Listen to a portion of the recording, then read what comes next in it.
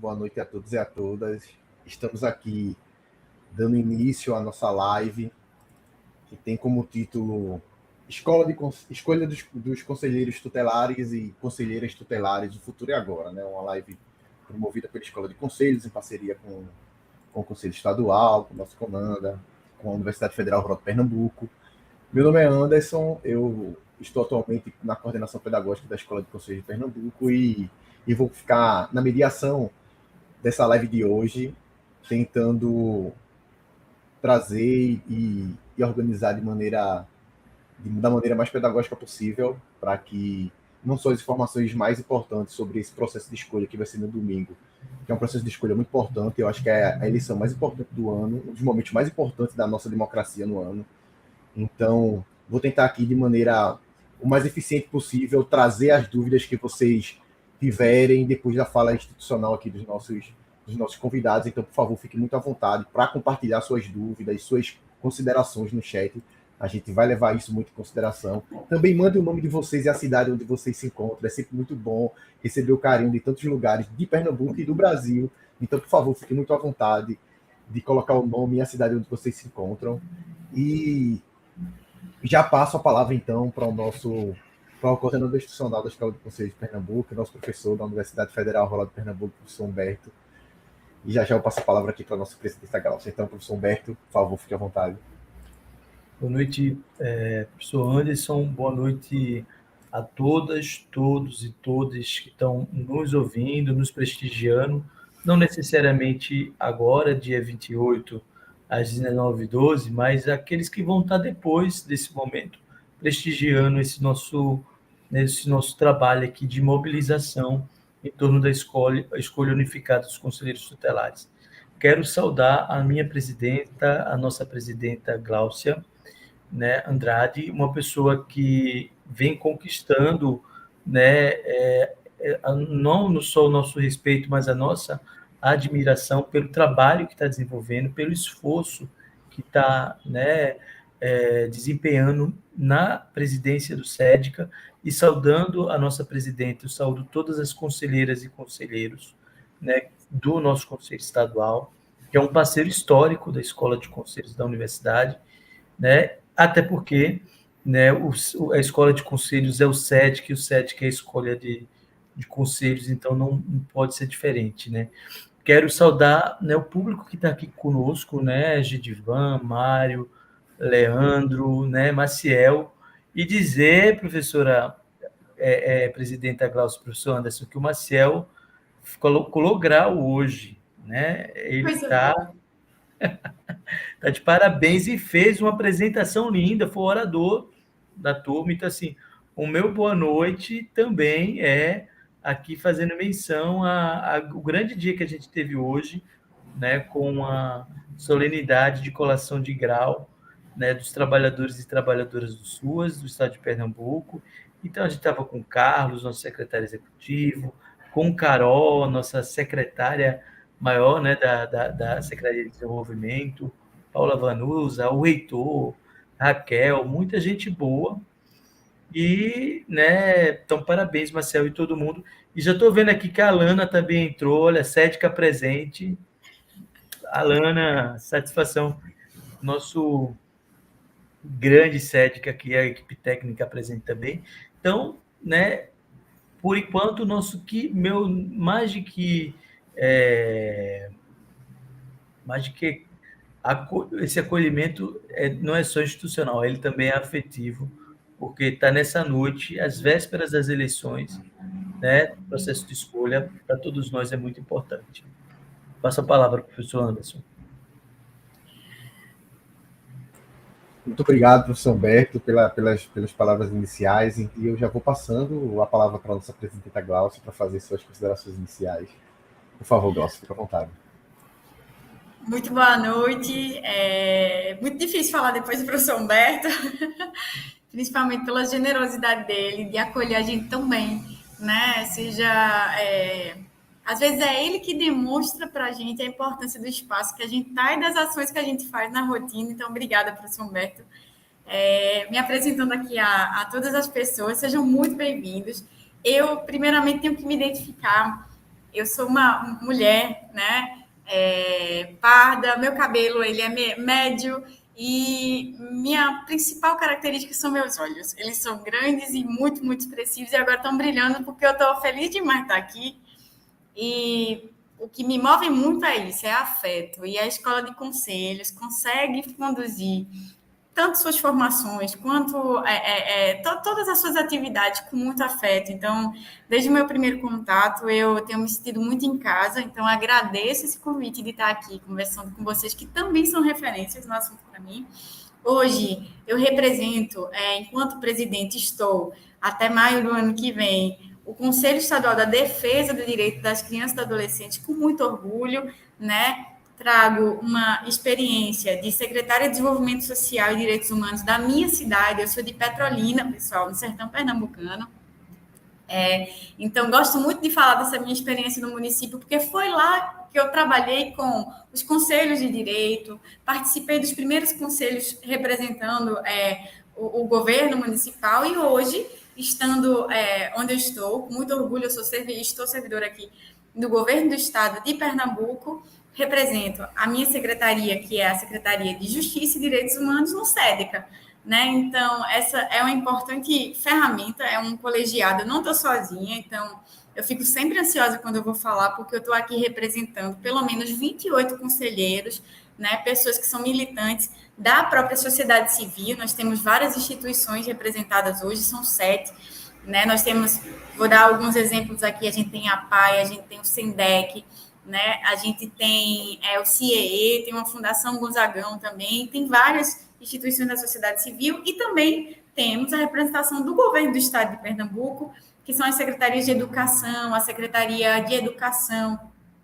a SDS, CJPVD, aprendi agora o nome todo, que é a secretaria que cuida diretamente assim, de muitas pautas vinculadas à criança, né, à juventude, e outras secretarias como a SDS, está no nosso conselho também, representada pelos delegados da DPCA. Então, é um orgulho e uma responsabilidade muito grande estar hoje aqui, representando o SEDECA, que tem 33 anos de história, né? E eu estou chegando por agora aqui nessa história. Eu acompanhava do meu município, já tinha um contato, ouvia muito falar na Escola de Conselhos, que consegue aí percorrer os territórios. Então, quando eu posto alguma coisa, pessoal, com a Escola de Conselhos, o pessoal do meu município já se anima demais em dizer que já passou pela Escola de Conselhos, já teve uma experiência. Então, que nosso bate-papo sobre esse processo, que para a gente é a eleição do ano, e tem gente que nem sabe que tem eleição em 2023, que é o processo de escolha dos conselheiros tutelares, renda e consiga, assim, conduzir tantos nossos amigos conselheiros que estão nos municípios, na ponta organizando esse processo. Eu imagino o quanto que devem estar cansados, exaustos, mas caminhando para a felicidade de concluir isso, dia 1º, né? E também que ajude, assim, a trazer uma luz à consciência e vocês tirem um domingo para ir na urna e saibam escolher o conselheiro tutelar de vocês em todo o estado.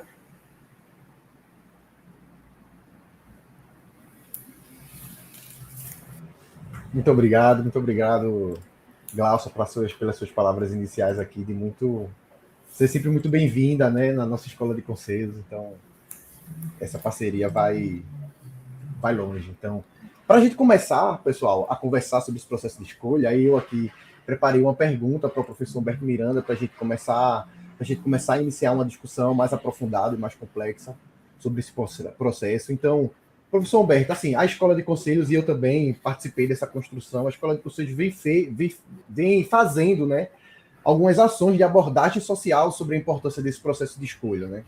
Então, eu queria saber como o senhor enxerga, enquanto um professor, pesquisador, militante na área dos direitos da criança e adolescente, como você enxerga esse processo de escolha para o fortalecimento da nossa democracia no Brasil? Seu microfone está desligado, professor Humberto. Perdão. Me escutam bem? Mais uma vez, agradecer e saudar a presença. Estou vendo que a audiência está aumentando, inclusive com pessoas do interior, né, do estado. Muito, muito, muito bom poder estar falando para todas as regiões, né, desenvolvendo do estado, de Pernambuco.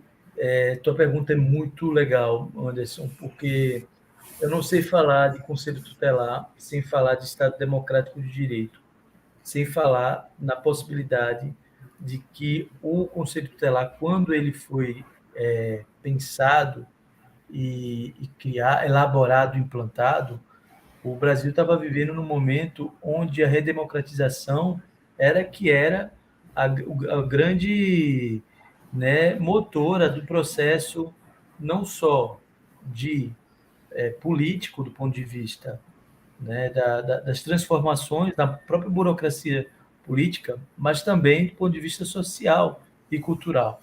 Né? Os movimentos sociais se organizavam em defesa da democracia. Né? Os militantes, né, da causa da infância, né, dos direitos da criança e do adolescente, estando eles em instituições ou entidades da organização da sociedade civil ou, né, em instituições com o próprio sistema de justiça, as universidades, né, a Defensoria Pública, o Ministério Público, as instituições que, né, até gente da própria FEBEM, FUNABEM, também lutava contra o modelo FEBEM-FUNABEM e buscava outro horizonte, né, de política em relação à atenção aos meninos e meninas que viviam as diferentes formas de violação de direito. Então, o Conselho, ele nasce, né, assim como os Conselhos de Direitos da Criança e do Adolescente, o CONANDA, o próprio SEDICA, né, os Conselhos Municipais, mas os Conselhos Tutelares também nascem desse sentimento. Então, por que nasce desse sentimento? Porque eles partem da perspectiva de que era necessário e é necessário a participação popular para escolher. Isso é democracia. Né? As pessoas, né? A democracia é muita coisa. Né? Democracia é ter acesso aos bens historicamente e socialmente construídos, como diz, né, o Coutinho. E ter acesso aos bens, aos equipamentos de proteção é democracia. E democracia também é muito importante porque o processo democrático para isso é muito importante, vale a pena ser colocado, porque é nesse diálogo com todo do governo e com a sociedade civil, com o Ministério Público, que a gente organiza um processo de escolha. Então, esse processo de escolha, se você olhar também direitinho, com essa lente mais sociológica, e a Glaucia é das ciências sociais, né? Então eu aqui vou, né, trazer essa abordagem. Né? Se você olha a partir dessa lente, você percebe, né, que todo esse processo, né, de escolha, ele em si é um processo que vem, né, desse momento histórico do Brasil, um momento onde que as pessoas, né, pensavam em se organizar coletivamente, né, para pensar política pública, para pensar políticas sociais e para pensar também o que a gente pode chamar de uma rede de proteção, né, para os meninos e meninas. Até porque, naquele momento, o sistema FEBEM-FUNABEM já não correspondia, né, às necessidades que, né, a sociedade brasileira e que as infâncias brasileiras, né, as crianças e adolescentes brasileiras demandavam. Né? O punitivismo, né, estrutural, né, o menorismo estrutural e estruturante. Né? Toda essa forma, né, de pensar essa política, né, muitas vezes pensada de forma autocrática, ela já não mais atendia, né, às necessidades. Né? E tinha outra coisa muito importante que foi acesa, né, de forma mais firme com o próprio movimento nacional de meninos e meninas de rua, né, que também trouxe para o campo do debate a própria participação política dos meninos e meninas. E o próprio movimento também contribuiu para que o Estatuto da Criança e do Adolescente fosse, né, aprovado. Então, assim, o Estatuto, eu posso dizer seguramente, né, enquanto até como um ofício, né, de uma pessoa que é professor e é historiador, né, e que está aprendendo muito, né, com vocês todos e todas, né, de que o Estatuto ele é filho da democracia. O Estatuto da Criança e do Adolescente ele é em si um instrumento, né, que é resultado de um dispositivo jurídico que é resultado de um processo democrático. Tanto é que, para ele ser aprovado, existiu também a coleta de assinaturas. Então, assim, isso tudo é muito importante que se coloca. Quando você está num processo como esse, você chama, né, para si muitas coisas. O processo de escolha não é só escolher um conselheiro tutelar, um grupo de 5 pessoas. É valorizar, né, uma ideia, né, valorizar um sentimento em relação à política de proteção das crianças e dos adolescentes. Né? Então, por isso que ele é tão importante. Né? Quando a presidenta diz assim, é a eleição do ano, por que a eleição do ano? Porque, para mim, né, todo o sistema de garantia de direitos da criança e do adolescente, né, e toda a rede de proteção precisava se mobilizar em torno da, né, como obrigação, inclusive. Né? Por exemplo, quando a gente vai nas ruas, a gente fez esse processo de mobilização, né, no mercado, nas praças, né, no lugar onde a gente estava distribuindo. Ontem mesmo estava no seminário com a presidenta, né, promovido pelo SENDEC, e a gente estava distribuindo panfletos, porque é uma obrigação da gente, né, enquanto integrante do sistema de garantia de direito. Né? Então, eu penso que a democracia ela é chamada nesse sentido, né? Quando toda a sociedade ela é convidada a votar, né? Isso é um processo democrático, né? Isso é um processo que ela abre janela, né, para que esses agentes públicos, que são chamados de conselheiros e conselheiras, elas sejam, né, eleitos, escolhidos pela sociedade. Então, não é nenhuma decisão autocrática, nenhuma vontade de prefeito, nem de vereador. Né? É uma vontade da população. E penso que, nesse sentido, né, tanto os conselhos municipais do direito da criança e do adolescente, quanto o Ministério Público, todos os integrantes, né, que compõem, né, essa rede de proteção são, seguramente, agentes muito importantes e até protagônicos no processo da organização do processo de escolha. Né? Então, assim, é muito bom valorizar o trabalho do Ministério Público, dos CMDCAs, os conselhos municipais, eles precisam ser realmente muito respeitados nesse processo, porque eles é que fazem valer, né, junto com a própria gestão pública, né, os órgãos municipais, né, que vão estar mobilizados também, escolas públicas, segurança, né, toda a gestão pública também, né, ela acaba se construindo uma rede em torno de um processo que em si é um processo democrático. Então, eu espero ter respondido antes, mas a sua pergunta realmente, né, é muito interessante, porque, inclusive, nos faz ampliar o horizonte, né, do conceito de democracia. Né? Essa palavra. Não, professor, me sinto muito contemplado. Eu acho que é uma discussão bem importante da gente pensar essa democracia que queremos construir para o nosso país, né? Que ela está sempre em disputa e sempre em construção. Então, foi muito bom, sempre é muito bom de ouvir.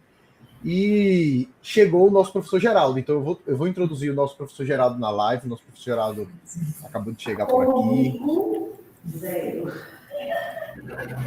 Boa noite, professor Geraldo. Tudo bem? Então, eu vou passar a palavra para a nossa presidenta Glaucia, e aí depois eu volto com o nosso professor Geraldo. E como fiz para o professor Humberto, eu também quero trazer uma pergunta norteadora para a Glaucia, que é o seguinte: eu sei que para o Conselho Estadual, iniciando uma nova gestão, realmente foram trazidos muitos desafios, né, para esse processo de escolha. Né? E como você mesmo falou na sua fala inicial, Glaucia, é um dos momentos mais importantes do ano. Né? Eu acho que é um dos momentos mais importantes da nossa democracia, né, recente. Então, eu queria saber como foi para você, enquanto você também você é das ciências sociais, né? Como você, enquanto cientista social, como presidenta de um conselho estadual que está passando por esse processo, Queria saber qual a análise que você vê, quais foram os desafios que o Conselho Estadual também enfrentou nesse processo. A gente quer muito te ouvir. Fica à vontade, por favor. Obrigada. Eu estou aqui, a gente vem para participar de uma live, tem uma aula, né? O professor Humberto fala, a gente escuta e vai refletindo, e o mais bonito é acompanhar aqui no chat os comentários. Fui a primeira aluna da Escola de Conselho, sempre o professor Humberto, isso é muito legal. E aí eu vou puxando assim, eu acho que quando a gente atua na política, e tudo para mim é política, a gente quando fala em política, pensa muito na política partidária, a única forma, eu acho que foi uma fala até do ministro Silvio Almeida, que é a nossa secretaria, né, que cuida da pauta da criança e adolescente, na pasta dele. Ele falou, e eu gravei isso, assim, a única forma da gente se imortalizar é através das ações. E a política é um palco muito importante para isso, né? Então, eu fico encantada, assim, em participar, você me perguntou do desafio do SEDECA. Primeiro, eu sou muito entusiasta. Bora, vamos fazer. Então, eu vejo nesse conselho a oportunidade que todos os conselheiros que passam ali de se eternizarem enquanto ação na vida das pessoas, sabe? Não é um momento fácil em ser presidente. Eu brincava muito, eu digo, gente, eu tenho um lema na minha vida que é logo na minha vez. Fui secretária de Desenvolvimento Social e Direitos Humanos da minha cidade, na pandemia, logo na minha vez. Mas isso é tão bom porque eu acho que o SEDECA agora, ele vive um momento assim de reencontro com o seu papel, né? E isso os conselheiros já vêm cobrando muito. A gente passou por um momento democrático muito delicado e os conselhos de direito, quem está aqui do município sabe o quanto que perderam seus espaços políticos, o quanto que precisaram aumentar suas vozes para serem escutados e respeitados pelo poder executivo, né? Então, não é diferente para o Conselho Estadual, só que nós temos uma sinalização do governo do Estado muito positiva. Quem me deu minha posse como conselheira de direito foi a governadora do Estado de Pernambuco, né? Esse gesto para com o Conselho já demonstra o espaço que ele tem que ocupar. O SEDECA, ele é um conselho vinculado diretamente, né, ao gabinete da governadora, justamente por ter a primazia da pauta da criança e do adolescente, né? Então, é fácil? Não, Anderson, não é, porque esse contexto democrático que a gente passou é como se a gente precisasse, assim, vamos nos reencontrar? Vamos contar as histórias? Vamos ouvir o que o professor Humberto acabou de falar, como se nascem os conselhos de direito. Então, assim, hoje eu estou presidente de um conselho de direito que ele, dentro do sistema de garantia, está num eixo de controle, né? A gente pressiona, a gente monitora, a gente não executa as ações, né? A gente normatiza, fiscaliza as ações. Mas se você perguntar em Petrolina a uma pessoa lá, eles acreditam que eu sou conselheira tutelar. Porque viram, Gláucia, conselho, criança, adolescente, o que eu recebo de demanda pertinente ao conselho tutelar, vocês não têm, assim, a compreensão de como o SEDECA tem que fazer esse papel didático junto com os parceiros, né? A gente está aqui hoje com vocês, de recuperar a história desses conselhos para entrar na linha, sabe? Se fazer entender como instrumento e um dos maiores órgãos, assim, em autonomia de se falar na política da criança e adolescente. E isso é nos preparar, enquanto conselheiro, sociedade civil, e estar aptos a apoiar os municípios no nível técnico que, ao tempo que a gente discute fluxos de atendimento, se estão sendo cumpridos, se não estão, se nos municípios existe prioridade dentro da saúde e educação, porque, assim, às vezes a maior demanda no município é a questão orçamentária, captação de recursos, mas ainda tem municípios que estão ali na linha de estar usando o sistema para garantir vaga em escola, por exemplo. Então, assim, é um Pernambuco diverso. São vários municípios vivendo o mesmo momento, claro, a gente está na mesma linha, mas cada um com sua especificidade. Então, assim, abraçar o SEDECA junto com meus colegas conselheiros nesse momento, eu digo que é um momento de reencontro com a história do nosso conselho, de reestabelecimento e de dizer assim, bora, vamos seguir atuando, não só assim, cumprindo o nosso papel de fazer uma assembleia, de ter um pleno, não.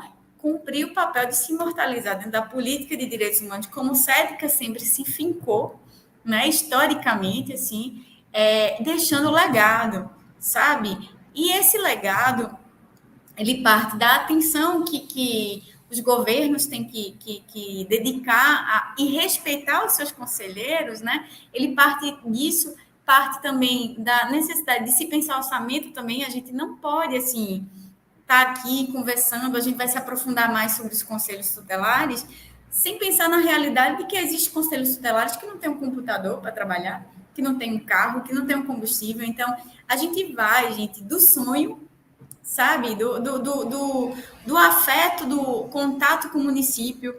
Eu tive em alguns municípios agora, o mais recente, uma pessoa se manifestou aqui, Lagoa de Itaenga, do ouvir. Como você apoia sem ouvir os municípios, né? Como que você apoia sem conhecer a realidade? Assim, a gente não pode se fechar no cenário de SEDCA como se fôssemos só nós 14 ali na mesa, com poder de decisão. A gente tem uma responsabilidade tão grande enquanto conselheiro, que é cada um dentro da sua lente. A minha lente hoje lá, ela é macro por estar na presidência, mas é justiça e direitos humanos. Eu não posso esquecer qual é a cadeira que eu estou ocupando, né? Eu trabalho com um sistema de proteção a pessoas. Ela não se resume assim ao ser Gláucia, ao ser Secretaria de Justiça e Direitos Humanos. Ela se resume em tudo em que a gente pode condensar e receber de um Estado diverso e que também passou por N processos que precisa se reencontrar. A gente teve uma pandemia que manteve nossas crianças e adolescentes fora da sala de aula. A gente teve uma pandemia que manteve eles dentro de um ambiente que para alguns é seguro, mas viola o direito da criança e adolescente. Então, para mim, esse desafio eu agarro assim, recontar a história e desenhar os próximos passos. E Anderson, professor, eu tenho achado muito massa, sabe? Muito, porque se tem uma pessoa assim que gosta mesmo de entender o seu papel, entender o papel do coletivo e explicar para as pessoas da forma mais didática possível, é uma pessoa que trabalhou no Cadastro Único e Bolsa Família, que sou eu. Você pegava uma normativa por semana e transformar aquilo no nível de compreensão que Dona Maria, que depende de um benefício ou um serviço, vai entender. Então, a gente tem nossos jargões de conselheiros, a gente delibera, né? Delibera. Eu adoro falar, a gente delibera. Sabe o que é isso? A gente decidiu, a gente escolheu junto, porque esse é um espaço democrático. E quanto à sociedade civil no geral, que não compõe de forma direta, assim, o sistema de garantia de direitos, e de forma direta que eu falo, porque todo mundo, no final, né, tem a sua obrigação com o direito da criança e do adolescente, para a população no geral, pensando nessa didática de explicar o papel do SEDCA e dos CONDICAS, né, que são os conselhos municipais, eu gosto muito de dizer, sabe, todo mundo tem uma insatisfação, todo mundo vive nossa democracia e acha que não é ouvido, não é isso? Acha que ninguém me ouve, nada é feito, os órgãos não funcionam, mas quanta luta foi, professor, para se constituir esses espaços de discussão? Eles existem. Eles existem para que as pessoas falem, para que as pessoas cobrem, e dentro de diversas pautas, né? Tem os conselhos da criança e do adolescente, mas tem saúde, tem educação, tem assistência social. É o palco, assim, da democracia para além do voto. Democracia não é só escolher seus candidatos a prefeito, presidente, governador, governadora, ou conselheiros tutelares, que a gente vai escolher no domingo. A democracia, ela acontece o tempo inteiro. E os conselhos de direito é o palco de escuta para isso. Só que a gente tem que recuperar o quê? Credibilidade. Não é o ouvir pelo ouvir, sabe? É dizer assim, olha, esse espaço é seu também. Então, isso vai numa parte muito mais profunda, que é os conselhos de direito não ser compostos só porque tem que compor. Tem que fazer eleição para trazer as entidades. Tem que indicar uma pessoa de cada secretaria. Não. É fazer desses conselhos um organismo vivo. Então, assim, quando eu penso no SEDCA, você fala essa palavra em frações de minutos, Anderson. É tudo isso que passa na minha cabeça e uma missão muito grande que é apoiada pela sociedade civil e o governo do estado tem abraçado como causa, porque, assim, é a pauta do governo do estado de Pernambuco. A gente vive um momento de ter uma governadora agora mulher, a primeira vez, sabe? E assim, a mulher, a gente sabe que sempre foi relegada esse espaço de cuidado, né? Aí a gente sempre fala desse sentido do cuidado. Crianças, idosos vão ser bem vistos, mas eu vejo para além disso, eu vejo pela sensibilidade de olhar o detalhe das coisas, sabe? Eu vejo, eu digo assim, eu visualizo 184 municípios e um distrito, mas eu preciso ter o registro do detalhe do que é uma vivência da política da criança e adolescente na Zona da Mata, no Sertão, que é de onde eu venho, no distrito de Fernando de Noronha. Então, eu estou muito esperançosa de que no estado da gente, a gente junto, sociedade civil, universidade, me orgulho muito de estar aqui nesse ambiente de universidade, porque a minha universidade ela é bem novinha. É a Universidade Federal do Vale do São Francisco, Univasf, é uma conquista para a gente lá, né, no Sertão, mas a gente sente essa necessidade de dizer, poxa, cadê nosso espaço para fora do muro da universidade? E a Escola de Conselhos e a UFPE é um espelho massa, assim, de que a gente não pode deixar o que a gente aprende dentro da universidade ser um bate-papo, sabe? A gente tem que construir, e os conselhos de direito, que o nome dessa escola bem diz, Escola de Conselhos, eu acho que é a forma mais genuína de se trazer o espaço universitário para dentro desse palco que eu falei, que para mim é um dos mais bonitos palcos da democracia, que são os conselhos de direito, e fazer essa relação entre a realidade e a necessidade das pessoas e o que a gente estuda e se capacita para militar e defender, como hoje a gente está aqui defendendo a importância dos conselhos tutelares.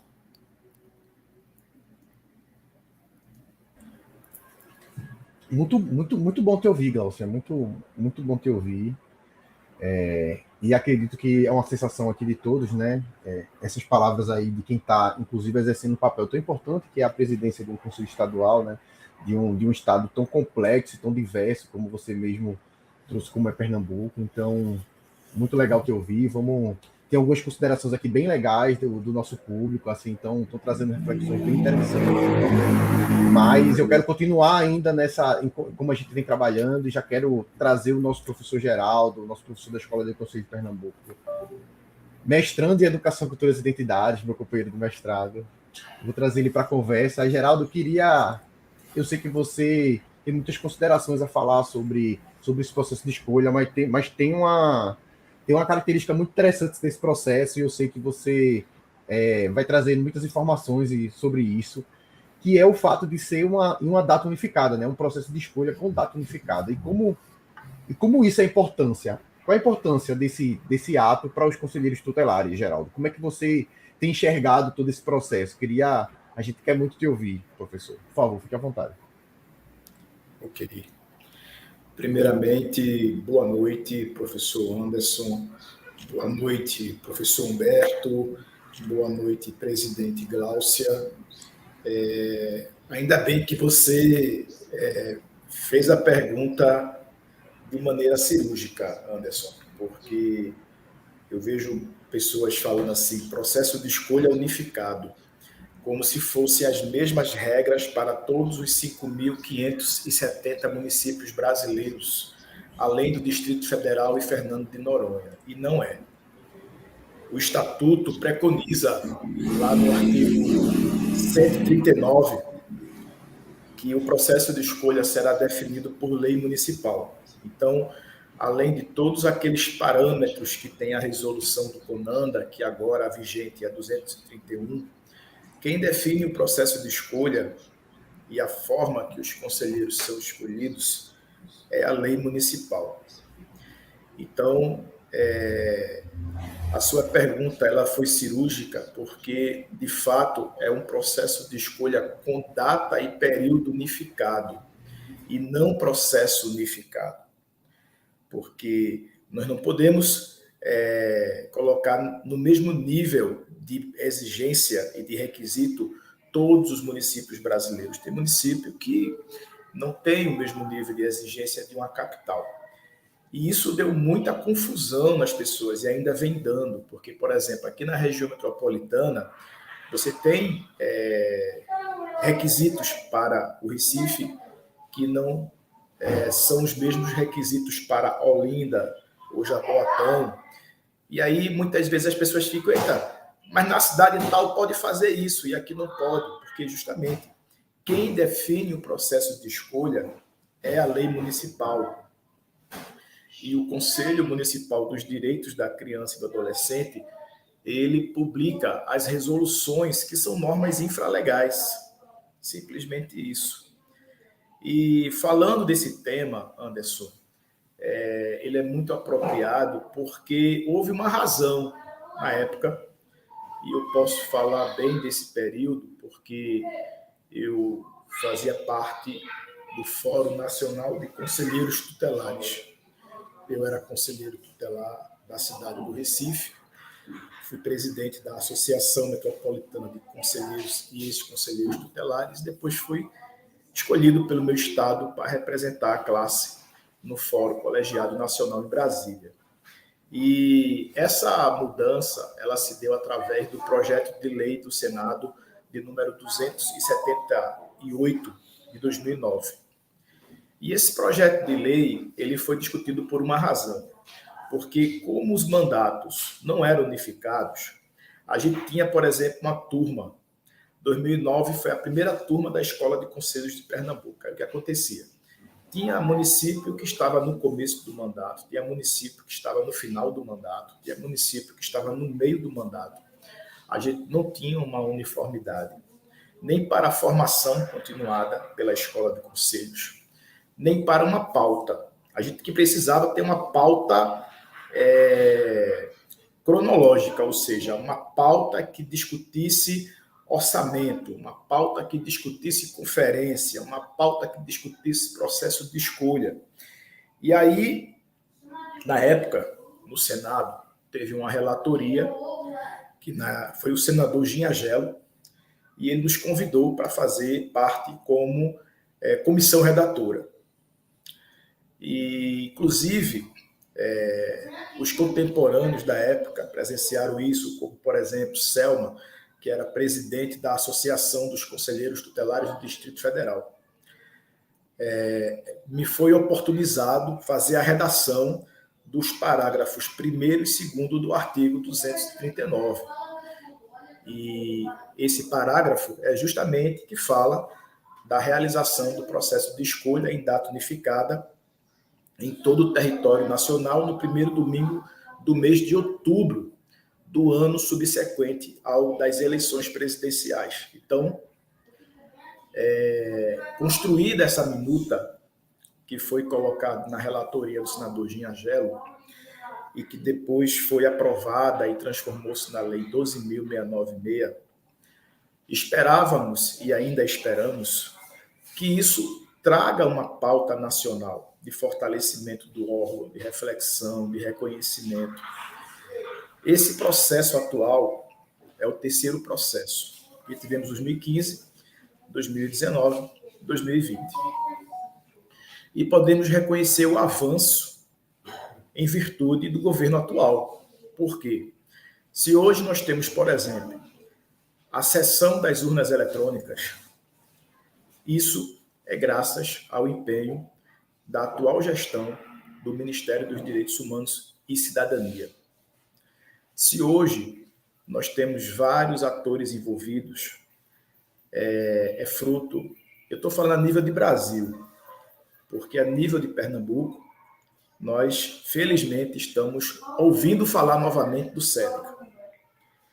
E isso me deixa muito confortado, porque sempre quando eu chego em outros estados, eu faço questão de dizer que nós tivemos o primeiro Conselho Estadual do Brasil e que o nosso Conselho Estadual ele é previsto na Constituição de Pernambuco. Eu sempre faço questão de dizer isso com muito orgulho.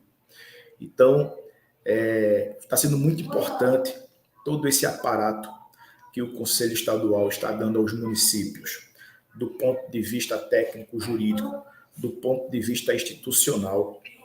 Hoje mesmo, eu me deparei com um documento da Defensoria Pública do Estado, um documento de 2 semanas atrás, mas fazendo uma recomendação aos prefeitos para divulgar o processo, para facilitar o transporte. Eu até teria uma fotografia, mandei para a Gláucia, porque eu vibrei, porque eu nunca tinha visto a Defensoria Pública se envolver. Foi a primeira vez que eu posso estar até desatualizado, mas isso é fruto de uma pauta unificada, é fruto de uma discussão única em todos os municípios brasileiros. E temos boas perspectivas aí do governo federal na área da formação, na área da equipagem, na área do fortalecimento. Acredito que vamos ter boas expectativas para 2024, tanto na questão da formação continuada, da equipagem, da estruturação, da qualificação, do melhoramento do serviço, porque quem vai ganhar com isso é a população infanto-juvenil. A gente tem que entender que o objeto de tudo isso não são os conselheiros. O objeto é a infância. Os conselheiros é a materialização da vontade da sociedade e da responsabilidade que a sociedade tem. Porque o Brasil trouxe esse compartilhamento de responsabilidades, que além da família e do poder público, ele responsabiliza a sociedade na proteção e na garantia desses direitos. Então, é algo que é visto como fenomenal no mundo, porque só existe no Brasil, é uma função que só existe no Brasil, embora às vezes eu estou assistindo aquelas séries americanas, eu chego a me assusto quando o tradutor ele faz menção como se lá existisse o órgão, porque eles confundem o Serviço Social Infantil com o Conselho Tutelar. Mas se nós pegarmos o áudio original, ele fala Serviço Social Infantil. Então, assim, é algo que a gente tem para exportar para o mundo, de avançado, de democrático, de futuro. E aí, para não tomar muito tempo, embora se vocês deixarem, eu vou falar aqui até 10 horas. Eu estou aqui no meu 3º turno já, mas está sendo muito... Inclusive, quero também fazer aqui um registro. O envolvimento do Ministério Público a nível nacional. O Ministério Público a nível nacional, eles foram para dentro do CONANDA discutir a Resolução 231, que, embora ela, às vezes, confunda algumas pessoas, porque nem todos os municípios têm condições de segui-la, mas ela trouxe um avanço para equilibrar essa relação, combatendo o abuso de poder econômico, combatendo o proselitismo, combatendo o clientelismo. Então, a Resolução 231 e a atuação do Ministério Público ela foi fundamental para equilibrar essa relação. E, diga-se de passagem, vamos ter em Pernambuco representantes do Ministério Público em todas as comarcas, porque saiu uma portaria da Procuradoria-Geral de Justiça relocando promotores para aquelas comarcas que não têm, aliás, para as cidades que não são comarcas e para as cidades que promotores vão ficar inviabilizados porque acumulam comarcas. Então, isso é algo muito avançado, porque você vai garantir um representante do Ministério Público em todos os municípios pernambucanos. Então, tivemos avanços no SEDICA, tivemos avanços na Defensoria Pública, tivemos avanços no Ministério Público. Então, assim, as instituições... E tivemos avanços no TRE, não pode aqui deixar de reconhecer, porque o TRE, mesmo não tendo responsabilidade, porque isso não é um processo eleitoral, nós falamos eleição por um vício de linguagem, porque o Estatuto ele não utiliza a expressão eleição, porque não é uma função eletiva. Não está no rol das funções eletivas que são de responsabilidade da Justiça Eleitoral. Mas, mesmo assim, a Justiça Eleitoral ela abraçou o processo de escolha, cedendo as urnas, cedendo software, dando todo apoio, treinamento E eu tenho acompanhado alguns municípios que vão utilizar as urnas eletrônicas e eles estão sendo muito bem assistidos pelo Tribunal Regional Eleitoral. Então, é algo de menção honrosa para o Tribunal Regional Eleitoral, que tem à frente o desembargador André Guimarães.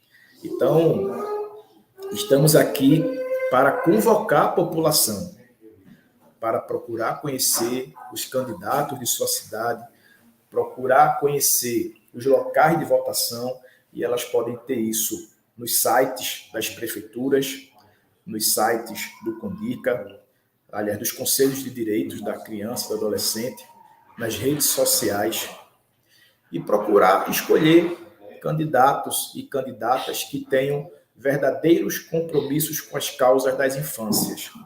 Nós tivemos uma democracia bastante atacada, professor Humberto, recentemente. Nós tivemos questionamentos do resultado eleitoral, nós tivemos questionamentos, inclusive, das urnas eletrônicas, e fortalecer a democracia não é só votar para presidente, governador ou membro do Poder Legislativo.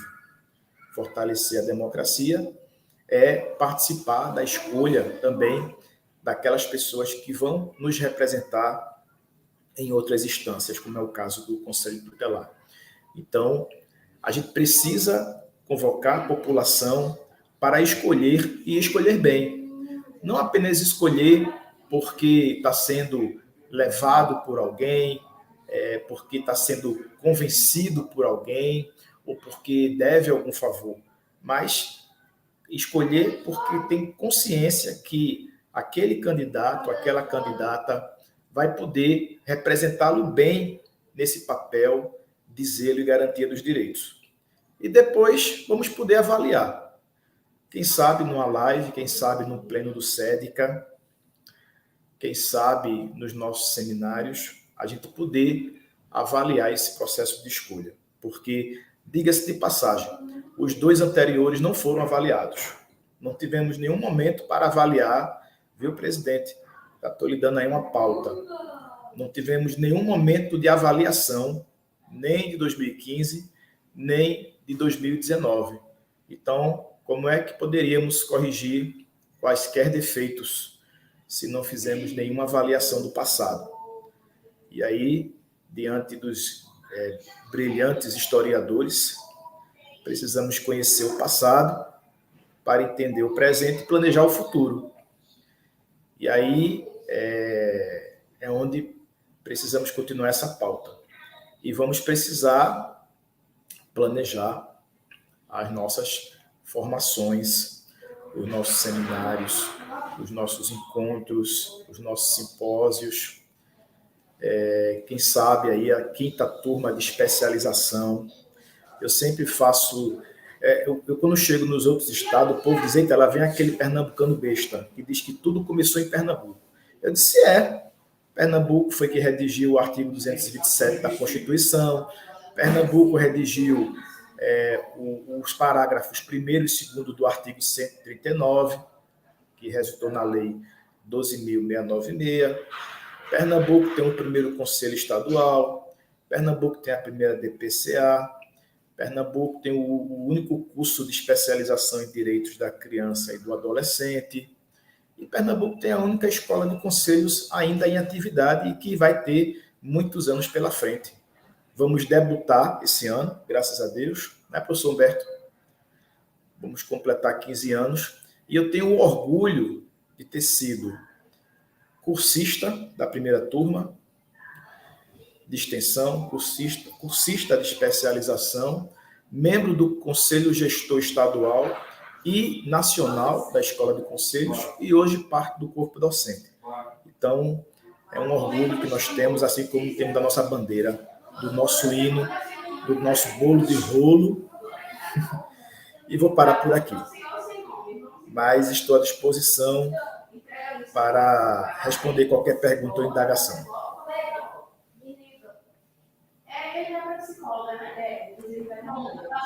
Muito bom, muito bom, muito bom. Eu ouvi sempre para o nosso professor Geraldo. Eu acho que foi uma discussão muito interessante sobre esse cenário, né? Eu já vi conversando com o professor Geraldo alguns dias sobre sobre esse processo de escolha, e é sempre aprendizado, né? Perceber tantas nuances jurídicas, sociais, que envolvem um processo tão importante como esse, né? Eu vou me permitir ler rapidamente algumas considerações do nosso público que está aqui ao vivo. Óbvio que muita gente que vai estar nos ouvindo agora vai estar nos ouvindo depois. Me permita só um parênteses. Direito sem história é apenas decorar palavras. Então, a história ela é fundamental para você entender qualquer fenômeno jurídico. Perfeito, professor Geraldo. Então, a gente teve aqui muitas considerações interessantes. Por exemplo, o nosso educador social, né, que está ali na Escola de Conselhos, Mário, falou sobre essa fala do professor Humberto que traz a dimensão da participação como pressuposto da democracia, né? Eu acho que foi bem interessante, Mário, na fala do professor Humberto, foi uma fala muito interessante. O Maciel trouxe uma consideração bem interessante. Ele diz o seguinte: dentro desse processo democrático, acredito ser importante o debate sobre a diversidade no processo de escolha, considerando gênero, etnia, classe social, experiência de vida. Eu acho fundamental isso também, né, Maciel? E como é importante a população conhecer os candidatos, conhecer profundamente os candidatos, né, que muitas vezes estão ali na sua própria comunidade, né? Muito legal. A Josilene, a Josi, né, que faz parte da equipe do CETICA, né, falou sobre essa preocupação do processo de escolha do Conselho Tutelar, acaba se tornando um trampolim, né, para outros tipos, como eleições municipais, né, e como o Conselho visa combater esse tipo de prática. Inclusive, a gente também na Escola de Conselho, a gente sempre vem falando sobre isso, como é importante entender a peça fundamental que é a função do Conselho Tutelar, né, e ele ser utilizado nesse pressuposto, assim, visando a garantia de direitos de crianças e adolescentes, né. Então, o Leandro aqui falou da importância desse reencontrar, né? Perpassa pela persistência de parceiros, pessoas e instituições históricas. Salve o CETICA, a Escola de Conselhos e a militância na área das infâncias. Muito legal. O nosso Malon Nagão também trouxe uma consideração bem importante, falando sobre a importância de registrar o diálogo, né, com o Ministério dos Direitos Humanos, com o TSE, para que tivéssemos garantido alguns municípios a urna eletrônica. Sem dúvida, Malon. Muito, muito importante. E por último, trago aqui um comentário do Robson, que é do Movimento Nacional de População em Situação de Rua de Recife, que diz o seguinte: que os nossos conselheiros eleitos olhem mais para crianças que vivem em situação de rua e vulnerabilidade social, que eles verdadeiramente acompanhem suas GLPA. Sem dúvida, Robson. Eu acho que não só no Recife, né, que você fala de Recife, mas eu acho que a gente pode ampliar esse cenário não só para Pernambuco, mas também como Brasil. Então, pessoal, a gente se encaminhando para o final da nossa live, eu vou repassar novamente a fala para os nossos convidados, fazendo outras perguntas norteadoras aí para a gente também já se caminhando para o nosso final da live. Então, eu retorno a palavra para o nosso professor Humberto e já lhe digo a seguinte pergunta, professor Humberto: por que o futuro é agora, professor Humberto? É o nosso tema, é o tema da nossa live. Eu queria te ouvir sobre isso, professor. Por favor, fique à vontade.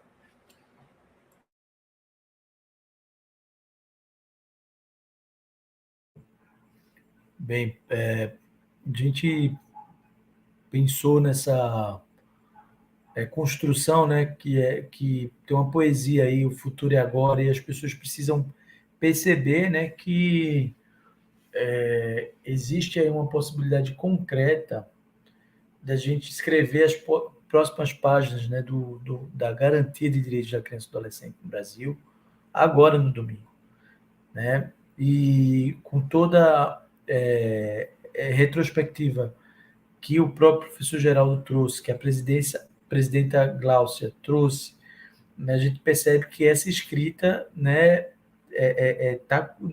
não é de hoje, né?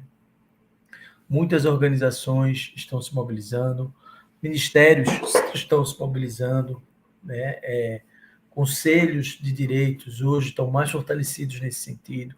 O Ministério Público atuando de forma, né, mais parceira com a gente tem um caso de Recife aqui que a gente acompanha um pouco mais de perto e a gente vê, né, a responsabilidade, né, das promotorias, assim, de estar acompanhando. Isso é muito bom, muito importante, né, porque às vezes a gente cobra também muito do Conselho de Direitos e precisa perceber que isso tudo é um trabalho em rede, né, e é muito importante que essa rede esteja fortalecida nesse sentido, até para que essas pessoas que vão enfrentar problemas, como que o nosso próprio companheiro Robson trazendo, né, que nosso querido, fazer menção ao nosso, né, militante, né, que trabalhou conosco, que venha construindo parcerias também conosco do Movimento Nacional de População de Rua, está dizendo, né, as crianças em situação de rua, isso é uma demanda que pode chegar no conselho. E que conselheiro nós queremos? Né? Essa questão de que conselheiro nós queremos, isso é uma questão de agora, então por isso que o futuro é agora. Né? Hoje a gente tem, né, uma possibilidade concreta de perceber que muita coisa ainda precisa se fazer, como, por exemplo, precisa ser divulgado mais o processo de escolha, de como essa dinâmica ela é processada assim, no ponto de vista básico, tipo, quais são os locais de votação. A gente percebe muitas dúvidas nesse sentido. Né? Como é que é essa divulgação mais sistemática dos candidatos?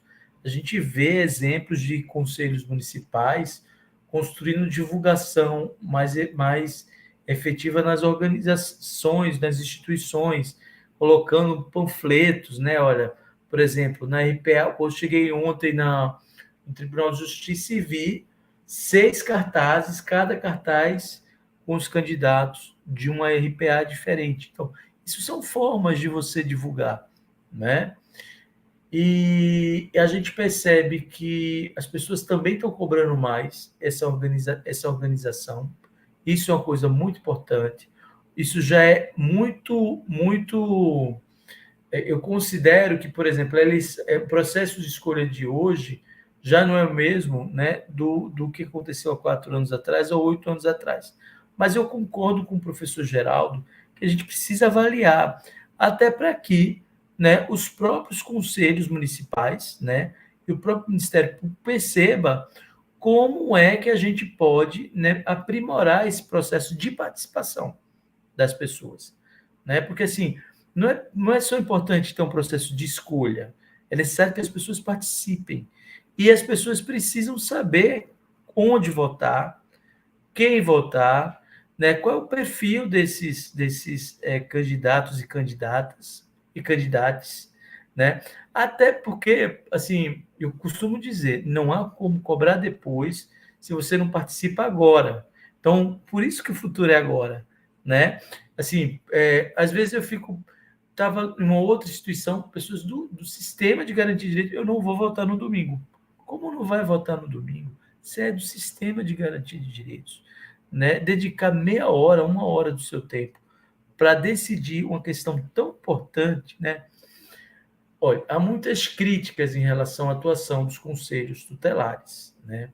Eu gosto sempre de ter muitas ponderações em relação a essas críticas, até porque os conselheiros que ali estão foram, de uma certa forma, conduzidos por processos que, se fossem, né, sistematicamente monitorados, avaliados, né, e acompanhados, né, da sua atuação, seguramente a gente não via tanto abuso, né, em relação à atuação dos conselhos tutelares.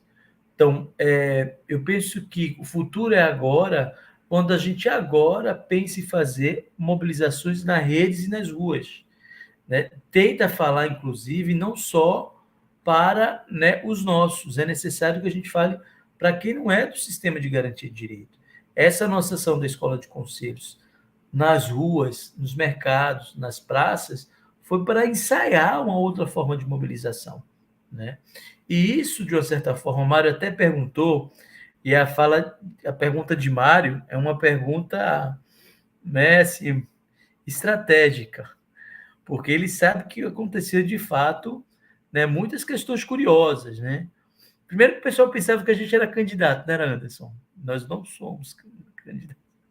A gente está divulgando o processo.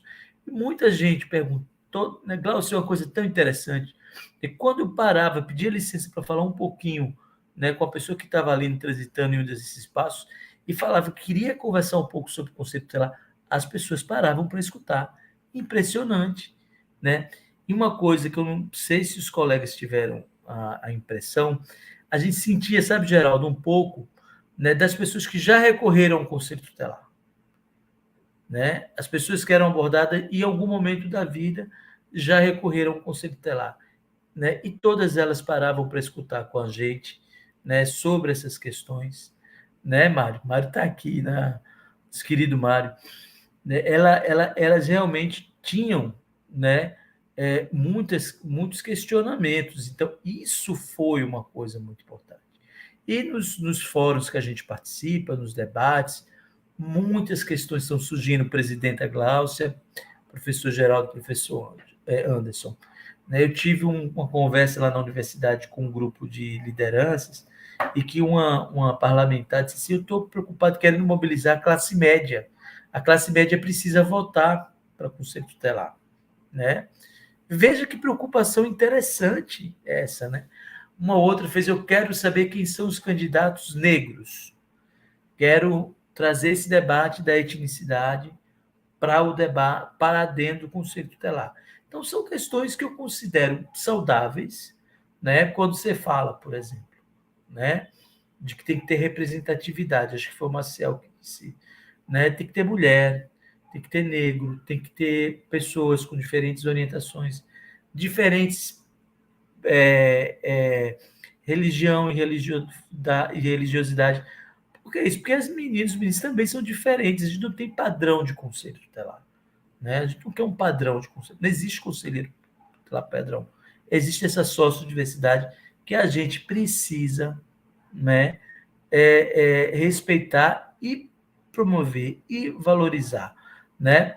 Eu penso, né, que a gente está nesse momento de estar aprendendo ainda a fazer processo de escolha, mas que a gente vem, né, mesmo de forma meio tímida, né, buscando construir alguns avanços. Eu penso que esse ano, com essa questão do Tribunal Eleitoral, dessa articulação dos ministérios, isso tudo vai mobilizando as pessoas, né?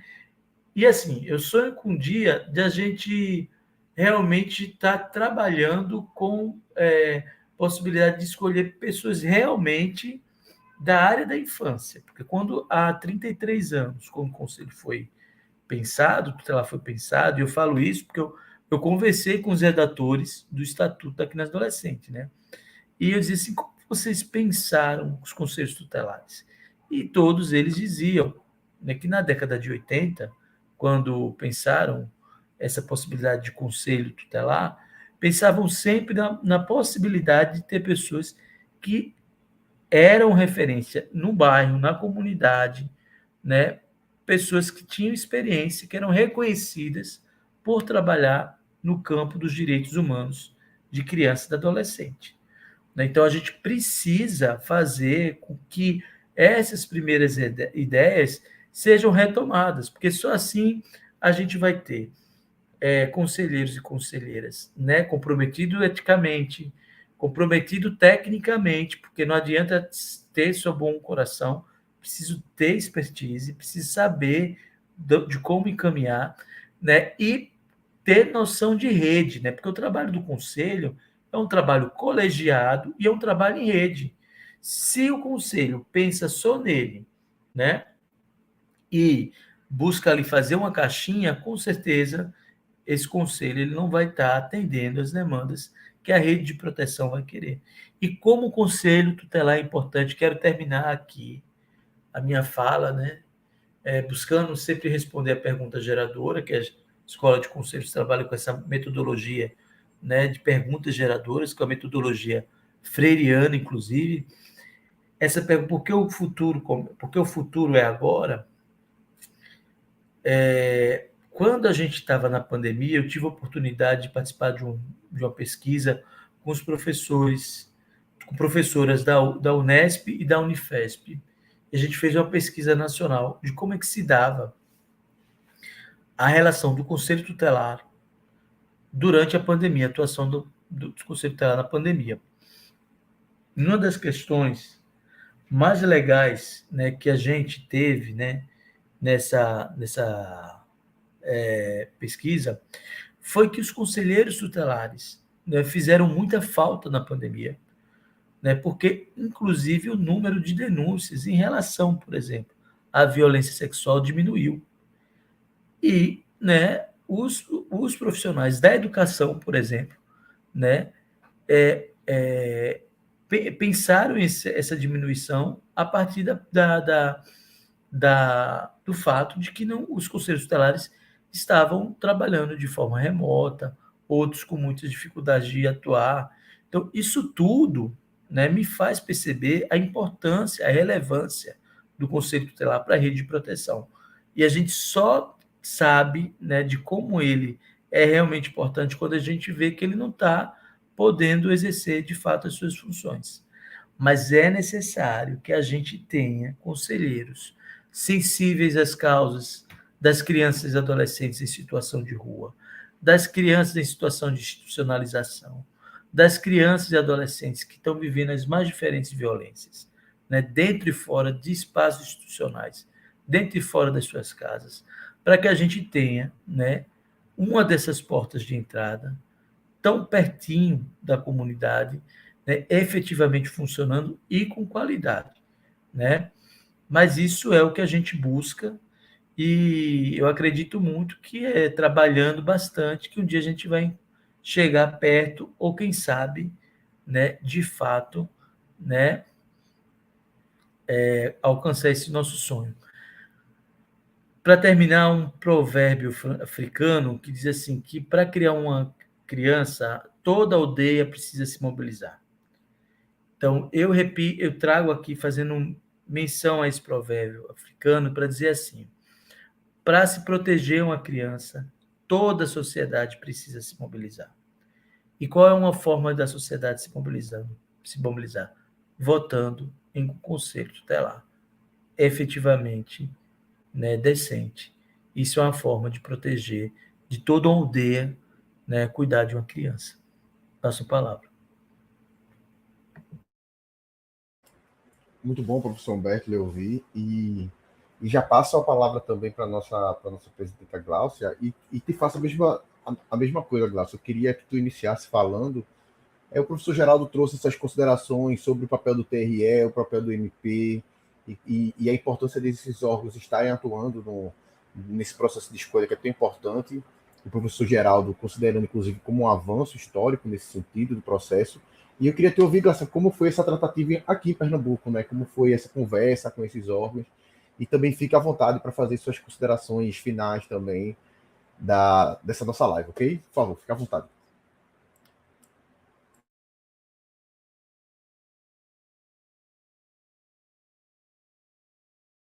Teu microfone está desligado, Gláucia. Massa. Vamos lá. O professor acabou de falar sobre essa mobilização da aldeia para criar sua criança, né? Eu acredito que aqui em Pernambuco a gente fez esse movimento justamente com quem, de fato, tem que se relacionar, né? Institucionalmente falando, com o processo de escolhas, né? O SEDECA, ele faz um papel de apoio e articulação, né? Porém, o Ministério Público tem uma função importantíssima, que é de fiscalização, né? E o TRE entra como parceiro. Foi peculiar, eu posso dizer, Anderson, essas tratativas, porque, como o professor Geraldo bem trouxe, como o que regulamenta o processo de escolha são leis municipais, então a gente tem uma diversidade, assim, quase que nunca padronizada de dúvidas e conflitos, né? Um município tem uma lei, o outro município tem outra, vê que um está fazendo de um jeito de outro, eles mesmos se questionam se aquilo é para se fazer, e a gente sempre tem que estar orientando, tem que seguir a lei municipal. Então, aqui a gente, enquanto CAOP, né, o Ministério Público de Pernambuco, a representante Aline Rochelas, que ficava sempre, está, né, no plantão, acho assim, quando eu penso em Conselho Tutelar, já vem o rosto dela, a imagem, ela fica nesse apoio aos promotores do Ministério Público, fazendo esse trabalho de articulação e tratando cada demanda e cada processo de fiscalização nos municípios. Então, o Ministério Público tem abraçado muito e evoluído bastante. A gente quer que isso não seja apenas uma política de articulação, sabe? Assim, a depender, sabe? Fazendo uma comparação aqui, espero que todos me acompanhem. Sabe quando a gente sai do processo de caridade e vai para uma política de assistência social? E aí, quando a gente fala política de assistência social não é caridade, o pessoal se choca, a gente explica o porquê. Gente, é melhor, tem que ser uma política para que não dependa do esforço único da vontade de alguém. Então, eu acredito que o processo de escolha dos conselheiros tutelares tem que ser reavaliado, como o Geraldo trouxe, por todos esses atores, pelo próprio TRE, pelo MP, pelos conselhos de direito e todo mundo que fez parte, justamente para que, sem perder a autonomia dos municípios, a gente tenha uma compreensão, né, de quais foram as dificuldades gerais, porque a gente sabe que o processo tem muito que amadurecer ainda. Essa dificuldade que a gente tem de levar as pessoas até a urna é essa diversidade, falta de informações também, né? Então, enquanto essa política de direitos humanos, que é uma política de direitos humanos de criança e adolescente, ela não se institucionaliza, vira uma regra e depende muito dessas articulações, a gente vai ver um município extremamente articulado, andando lado a lado ali, cartório do TRE, Ministério Público, Prefeitura e Condica. Mas, às vezes, a gente vai em outro município, Condica aqui se arrastando, tentando puxar para perto a Prefeitura, convencer a Prefeitura que esse processo é importante, convencer a Prefeitura que precisa de almoço para os mesários, convencer o pessoal do TRE a treinar o pessoal da urna. Então, essa avaliação é necessária para a gente sentir como foi nos territórios. Então, outro ponto importante, além dessa parceria com o Ministério Público, que é muito bom você poder falar uma frase dessa, parceria com o Ministério Público, né? As pessoas geralmente têm o Ministério Público ali como uma unidade fiscalizadora que está só olhando se está sendo feito ou não, mas quando entra como um parceiro de articulação, por exemplo, quem me apresentou, o doutor Orson Lemos, que é o diretor-geral do TRE de Pernambuco, foi a Aline Rochelas do MP. É massa ver essa rede que a gente tanto fala se tecendo na vida real, entendeu? É isso que a gente precisa. Então, quando a gente conversa com o TRE, a gente estava muito ansioso, numa ansiedade muito grande. Por quê? A maioria das pessoas, nós, conselheiros, acreditamos no processo democrático. Consequentemente, a gente acredita muito na urna eletrônica como um meio muito confiável da gente depositar nossa votação, né? Assim como é nas eleições convencionais, que, como o professor Geraldo trouxe muito bem aqui para a gente, que são, de fato, eleições, não é um processo de escolha, e aí, para esse processo, é destinado recurso, logística de urna para todo o território, né, brasileiro, diferente do processo de escolha do Conselho Tutelar, ainda, nos termos legais que temos, o TRE entra como parceiro.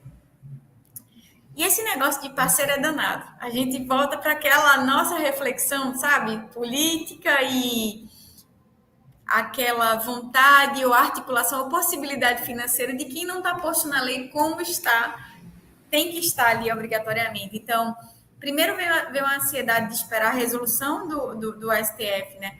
De falar como seria essa questão das urnas. Veio a resolução muito discricionária. Aí, discricionária é justamente aquele negócio. Por favor, façam nas condições de vocês, Estado. Baixem outra resolução para dizer, olha, Bahia pode funcionar assim, Pernambuco pode funcionar assim. Aí sai a resolução e a gente fica roendo as unhas. Cadê o TRE? A resolução do TRE é porque os conselhos de direito, quando eu falo aqui do município, fazendo um comparativo, é como se ele fosse o cartório eleitoral. Olha só isso. Do processo de escolha de conselheiros tutelares. Então, ele já está ali avançando com edital, com prova, com entrevista, com psicoteste, cada município dentro da sua lei. Só que, o que ele pensa? E o dia D? Como vai ser isso? Porque compreende uma ansiedade tão grande nos presidentes de comissão eleitoral, porque tem que se pensar em tudo.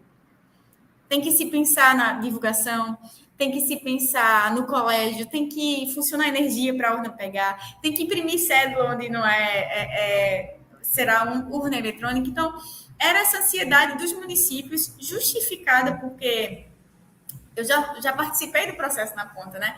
E a gente articulando com o TRE. Então, o SEDECA conseguiu, junto com o MP, fazer um momento massa. Mas massa, assim, se disser, Glaucia, passou pelo SEDECA, uma das coisas emblemáticas, assim, vai ficar, a gente levou os conselhos de direito para dentro do TRE. Olha que massa. E lá com os funcionários que operam o sistema de TI, que programam urna e tudo mais, os que não podiam estar presencialmente, a gente retransmitiu para os municípios também, e lá a gente tirou dúvidas, e também nasceram dúvidas para o TRE, e lá a gente teve a oportunidade de apresentar. Oi, TRE, esses aqui são conselheiros de direito, não são os conselheiros tutelares nem candidatos, geralmente se relacionam com candidatos. Na maioria das vezes, esses conselheiros são voluntários. Na maioria das vezes, toda essa tecnologia que se foi posta, ou os requisitos mínimos para se ter a urna, não é possível, porque esse conselheiro que está aqui leva o computador dele para conseguir trabalhar. E essa ponte foi tão importante, porque lá a gente foi descobrindo que tinham pessoas dentro do TRE que nunca votou no conselheiro tutelar. Então, esse tipo de articulação, ela é muito importante, porque a gente teve que escutar as dores do tribunal regional, sabe? As dores que eu digo é assim, como queríamos ter o recurso garantido para que muitos mais municípios em Pernambuco tivessem urna, porque o recorte que o TRE precisou fazer foi eleger os municípios que tinham mais de 30 mil eleitores. E esses que foram contemplados até no processo eleitoral urnas. E assim, a gente sabe que é pouco expressivo quando a gente pensa nos 184 municípios em um distrito, só que é vitória também. E como é que a gente estende e expande uma vitória dessa? Fazendo uma análise, como o professor Geraldo trouxe aqui para a gente. Né? Como que se aumenta esses requisitos? Como se prepara o TRE? Como se sensibiliza para que esteja no calendário dele, não em dois anos apenas as eleições, mas o processo de escolha. Então, assim, foi um papel muito interessante. É tanto que aqui, as entrevistas que a gente tem dado, eu fico olhando e digo, que massa. Glaucio do Sédica, juntos, viu? Orson do TRE, Aline do MP. 3 órgãos muito importantes ali, representando os promotores, os cartórios e os conselhos de direito. Então, temos muito a avançar, bastante. Mas Geraldo é feliz demais quando diz assim, que a gente já tem visto, a gente já escuta os sinais, né? A gente só não pode perder essa cadência de estar tão envolto e mobilizado agora. O professor abordou aqui, o futuro é agora, a gente não pode estar agora, e depois que passou o processo, vamos esperar chegar outra demanda, porque a vida vai atropelando a gente, sabe? Então, a experiência foi muito boa, Anderson, nesse sentido, e já deu, assim, para marcar pontos de melhoria e pontos de luta mesmo, porque os municípios carecem, né, desse apoio, porque muitas vezes ou estão alinhados com o sistema, ou estão sozinhos, brigando, sabe? Brigando para ter onde imprimir uma cédula, e brigando também, gente, tem municípios que é muito legal ver isso. Eu vi Recife, eu vi como é o nome da cidade? São Vicente Ferre também fazendo, vários outros municípios que foi imprimir a foto dos candidatos, e eu achei uma imagem massa aqui na minha cabeça, que foi o carrinho de pipoca, estava lá, todos os conselheiros tutelares postos ali, só que até esse processo de convencimento cansa tanto o conselheiro de dizer, por favor, posta isso no Instagram da prefeitura, por favor, é tão importante, posta, sabe? Porque, assim, o nosso público não olha o diário oficial, às vezes. É preciso ter essa vida, essa dinâmica de saber onde vai votar. Já não é obrigatório o voto, então saber a escola certinha é importante, saber dos candidatos para que a gente possa escolher. A gente hoje está tanto falando escolher, a gente está pedindo para escolher uma pessoa, mas a gente tem que avançar esse propósito de escolher a diversidade dentro do conselho, olha só. Então, tem muito a ser feito, mas a gente hoje, como a gente está nas vésperas aí, tem muito que comemorar, parabenizar a mobilização dos conselhos municipais, assim, que são pessoas muito aguerridas, encontramos muito ainda no território assim de Pernambuco essas pessoas, né? E lembro que eu li aqui num bate-papo que Marlon trouxe essa fala, como é importante falar desses órgãos, e Marlon já foi presidente do SEDICA, se eu não me engano, me ajudem aqui, ele que me introduziu enquanto secretária nesses ambientes de conselho, gente. Eu não sei como meu telefone de Petrolina chegou lá em Taquitinga, não sei onde ele está, porque ele vive no mundo, né? Chegou lá e chegou uma tal de uma CIB para mim. CIB, o que danada é essa CIB? E ele que me explicou, que me ajudou. Daqui a pouco eu estava no Coegemos, daqui a pouco eu estava articuladora do Sertão do Coegemos. E assim, olha como a troca desses pares. E a gente está junto. Aqui, não tem um espaço de disputa entre cada um na sua competência no sistema. Não tem sociedade civil contra governo, contra a universidade, contra conselheiro. Não tem. O sistema, quando a gente fala, o ecossistema é justamente isso, é todo mundo junto, para que essas insatisfações, essas dificuldades de se articular ou com o TRE, ou com o Ministério Público, ou com o Conselho, com a Prefeitura, ela vire proposta. A gente tem um instrumento fantástico chamado conferência, sabe? E isso tem que estar vivo nas pautas de discussão, porque há quantos anos a gente não se sente satisfeito com o processo de escolha, sabe? Né? Então, a gente tem muito que analisar esse, que já teve seus avanços aqui. A gente tem que ser feliz, assim, reconhecer isso, né? Hoje, a gente tem um ministro que grava vídeos falando da importância do processo de escolha. Eu acho isso de uma importância, assim, fantástica. É um exemplo fantástico, sabe? Então, foi uma articulação muito boa. Se você me perguntar o que ficou, assim, no meu coração, à vontade, era de se fazer sentir mais presente nos municípios. A gente se esforçou de todas as maneiras possíveis que a gente tem hoje. Telefone, e-mail, WhatsApp, entrevista, rádio, grupos, tudo que o SEDC podia fazer enquanto equipe técnica, enquanto parceria, enquanto eu não sei, vou buscar quem sabe. Nós cumprimos até aqui, a gente tem uma Câmara Permanente de Apoio aos municípios que a gente tem que estar fortalecendo. E caminhando para o final da minha fala, porque está muito bom isso aqui, eu quero falar um pouquinho assim, da peculiaridade de Fernando de Noronha. Eu falei muito aqui nos Condicas, né? Que funcionam como se fossem os cartórios eleitorais do processo de escolha dos conselhos tutelares, que organizam tudo. No caso do distrito de Fernando de Noronha, é o único caso em que o SEDECA organiza o processo de abrir o edital, de fazer a seleção, de convocar, né? Porque eles ainda não possuem o seu conselho distrital da criança e do adolescente. Então, o SEDECA abraçou isso, assim, com unhas e dentes, sabe? Nós temos uma comissão muito, muito ativa. São 4 conselheiros, assim, de frente, tem o apoio de toda a equipe técnica do SEDECA e ainda do jurídico. Então, assim, quando o professor Geraldo disse, vencemos tanto, eu parei aqui para pensar, o que a gente fez de bom legado? Então, Fernando Noronha me veio na cabeça, por quê? A gente não estava conseguindo inscritos nos municípios, em Noronha. Não estava, ninguém queria se inscrever. Aí lá vai. Por que ninguém quer se inscrever? Vamos ouvir. Bora ouvir as pessoas. Porque o salário de Fernando de Noronha era R$900 do conselheiro tutelar há 10 anos. Como é que você atrai? E isso, gente, eu sei da quantidade de pessoas que se trabalha voluntário dentro do sistema de direitos, porém não é o caso do conselheiro tutelar, se foi lutado para se ter de forma remunerada.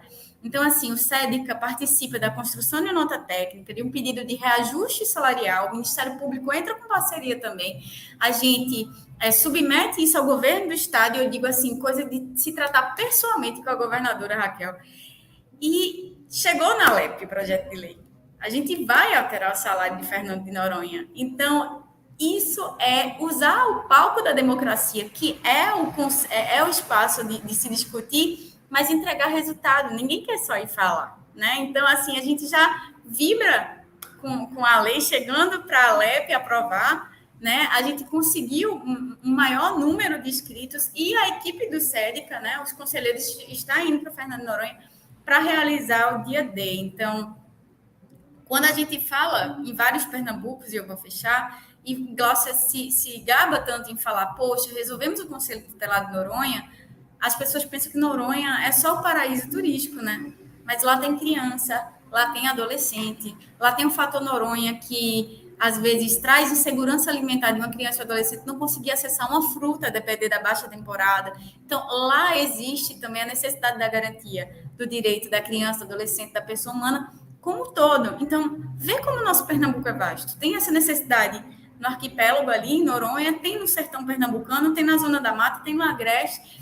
E a gente precisa estar atuando nessa frente assim para garantir que todos os municípios tenham seus conselhos tutelares, que seja resgatado o conselho tutelar como o órgão de direito que ele é. Não é um trampolim, gente. Vou testar meu nome aqui para ver se como vereador eu ia. Não é. Depois que você vence essas etapas e passa na urna, o teu compromisso é tão grande com a criança e adolescente que você chega, parece que não tem mais CPF, sabe? É um compromisso gigantesco.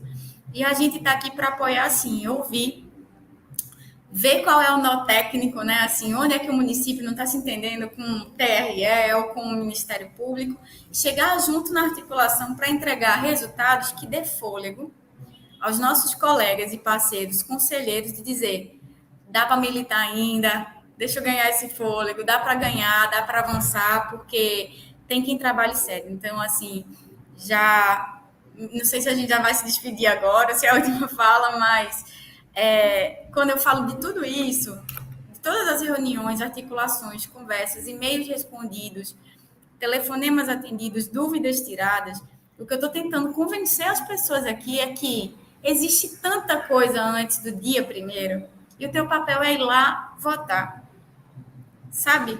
Assume esse papel, se agarra a ele, sabe? Não deixa passar o dia 1º e daqui a pouco você assiste uma violação de direito ali e fala, poxa, o Conselho Tutelar não faz nada. O Conselho Tutelar são pagos. Agora a gente está pautando aqui a sua oportunidade de fazer, escolher e votar. E aí depois a gente tem aqui um know-how técnico muito grande de puxar eles, de capacitar, de cobrar, de falar com esse mesmo Ministério Público que ajudou a gente a organizar o processo eleitoral, a fiscalizar o processo, de fiscalizar as ações dos conselheiros. Mas agora a necessidade é que vocês escolham. Se brigou para escolher. Agora vai lá na urna e vota. Muito obrigado, nossa presidenta Gláucia. Depois eu posso até fazer uma rodada rápida só para despedir de vocês, com muita tranquilidade. O nosso Malon foi vice-presidente do SEICA. Vice. Então, eu já passo a palavra para o nosso professor Geraldo também para fazer suas considerações finais, mas também trago uma pergunta, professor Geraldo. Quais são suas considerações sobre o que devemos esperar dos próximos conselheiros tutelares, né? E também dos próximos processos, já que na sua fala você trouxe uma perspectiva muito de melhoria, de avanços no processo de escolha. Então, como é que você vislumbra esse processo e os próximos? Queremos te ouvir aí para a gente finalizar nossa live. Muito obrigado. Tem o microfone está desligado, professor Geraldo. Foi muito bem colocado, Anderson, porque o que é que nós podemos esperar dos próximos conselheiros? Porque às vezes a sociedade ela espera algo surreal. E tem uma metáfora que eu não sei de quem é essa metáfora. Ela é uma parábola, na realidade, que ela diz assim: todo pássaro é ave, mas nem toda ave é pássaro. Então, o conselheiro tutelar, a conselheira tutelar, eles são servidores no amplo sentido, eles são agentes públicos, eles têm responsabilidades administrativas, claro, não será nunca uma responsabilidade de um servidor no estrito senso, mas é uma responsabilidade voltada aos princípios da legalidade, a vinculação à legalidade, a publicidade, a moralidade, a eficiência. E como agentes públicos, eles precisam garantir o Estado laico. Eles não podem permitir que interferências, motivações pessoais, religiosas, de crença, comprometam a atuação laica do órgão. E não sei se o público aqui tem conhecimento disso, mas surgiu uma onda aí conservadora nos conselhos tutelares de 2019 para cá. E essa onda conservadora nos trouxe alguns exemplos negativos.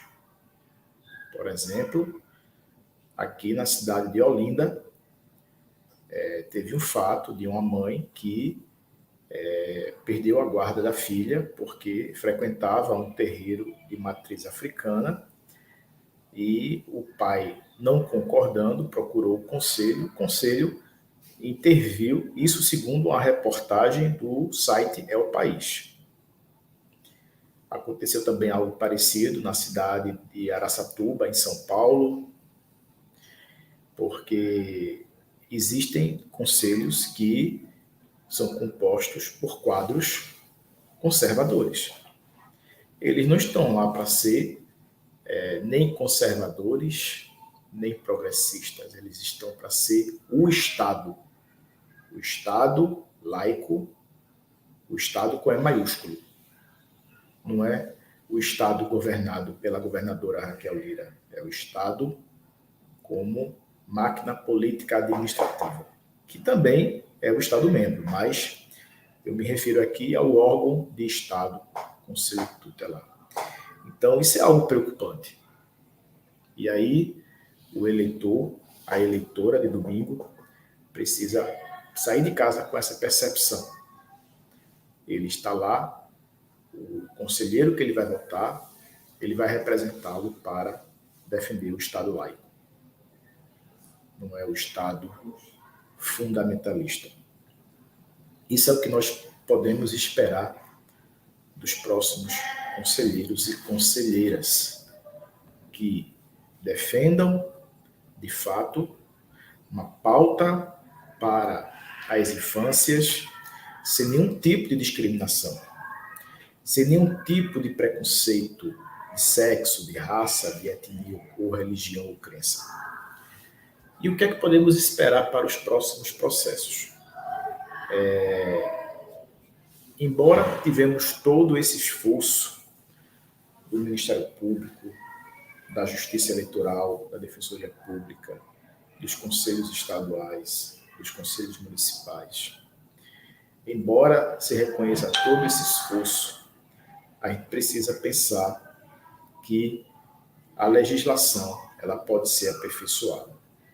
Sem nenhum factoide, sem nenhuma lei mirabolante, como tentaram fazer aí, uma lei orgânica que não andou. Mas precisamos ter um ajuste, porque o esforço que foi feito pela Justiça Eleitoral e pelo Ministério Público foi um esforço muito além do que eles poderiam concentrar. Então, eu parabenizo a atuação desses órgãos, do CONANDA, do governo federal. Mas a gente precisa, porque a responsabilidade que é colocada para os conselhos de direitos, e diga-se de passagem, o Conselho de Direito ele tem um papel deliberativo e controlador. Ele não tem forças para executar um processo de tamanha magnitude. Então, a gente precisa encontrar quem são esses atores com essa força de execução. A gente precisa garantir os recursos para o processo de escolha. A gente precisa garantir publicidade, porque a norma do CONANDA, com todo o respeito que eu tenho ao CONANDA e reconhecimento, eu vejo como uma norma discricionária, porque o diploma vinculante é, de fato, o Estatuto e a lei municipal. Então, embora tenha existido todo esse esforço do CONANDA e do Ministério Público, é uma norma discricionária. Ah, Geraldo, mas o CONANDA delibera a política da infância. Eu tenho minhas ressalvas, porque a própria lei que criou o CONANDA, ela fala que o CONANDA elabora as normas gerais da política de atendimento, observadas as diretrizes do artigo 88 e as linhas de ação do artigo 87. E o Conselho Tutelar ele não está inserido nessa política de atendimento, na acepção do termo do Estatuto. Está lá no título 1º do livro 2. É uma interpretação sistemática da Lei 8.069. Mas aí a gente precisa buscar esse esforço junto ao legislador, junto ao parlamento, para que promova mudanças efetivas que tragam crescimento e não retrocesso. Teve uma mudança no passado, há 4 anos atrás, que permitiu a recondução sem limite, que eu particularmente não fui a favor, porque favorecia alguns em detrimento de outros. Esse ano, por exemplo, alguns municípios eles retiraram a necessidade do conselheiro fazer prova, mas felizmente isso foi expulso do ordenamento por atuação do Ministério Público, porque feria o princípio da isonomia, ou seja, os conselheiros de mandato não precisariam fazer prova. Isso foi aprovado em algumas cidades, mas felizmente isso foi expulso do ordenamento em ações judiciais. E foi inclusive um lobby dos próprios conselheiros tutelares, sabe? Advogando em causa própria. Então, assim, é algo que a gente tem que pensar. E aí não podemos deixar apenas a critério de cada município. A gente precisa trazer uma uniformidade. Claro que não vamos colocar regras para todos os municípios, regras que não possam ser cumpridas. Mas não podemos permitir, por exemplo, que leis municipais beneficiem interesses particulares. Isso aí é que nós não podemos admitir, porque isso é um retrocesso. E aí não podemos comprometer uma luta histórica de mais de 30 anos. Então, já fazendo minhas considerações finais, eu queria fazer aqui um registro, porque se hoje nós estamos aqui discutindo, foi fruto do esforço e da luta de alguns do passado. E esses que foram atores do passado ainda são atores do presente. E eu queria fazer aqui uma homenagem especial a uma pessoa que, se não estivesse enfermo, estaria aqui conosco, que é o professor Silvino Neto. Então, nós somos filhos de um Silvino e de uma Helena Jance, e de pessoas que fizeram o Pernambuco ser vitrine para o Brasil. Então, eu espero que ele não esteja nem nos assistindo para ele não se emocionar, que ele não pode se emocionar.